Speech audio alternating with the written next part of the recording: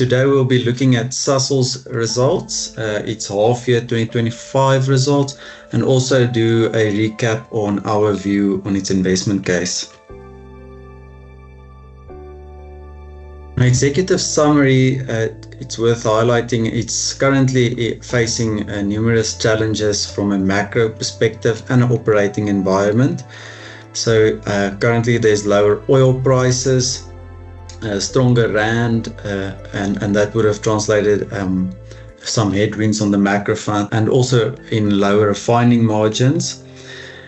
On the operational front, we've seen also lower volumes, some of it just being delays in startups, but also due to some incidents like fires at the Natref refinery.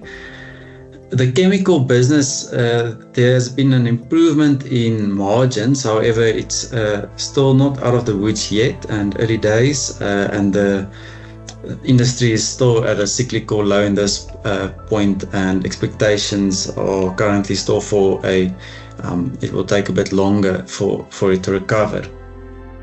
It's worth noting for this interim period, Sasol did not declare an interim dividend.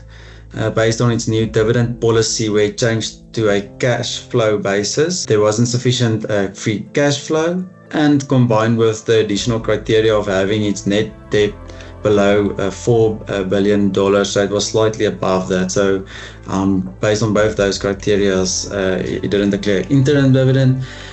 We do expect a better second half cash flow, as is usually the case for Sasol, as it does most of its maintenance work and so forth in the first half of its financial year.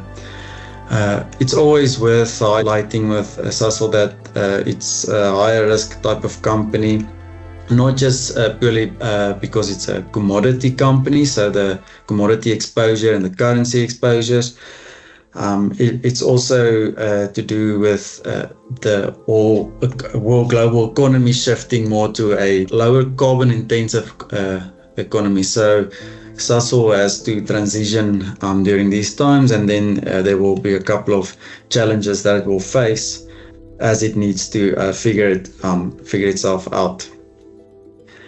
We still maintain a buy recommendation, even with the lower results and all of these risks highlighted.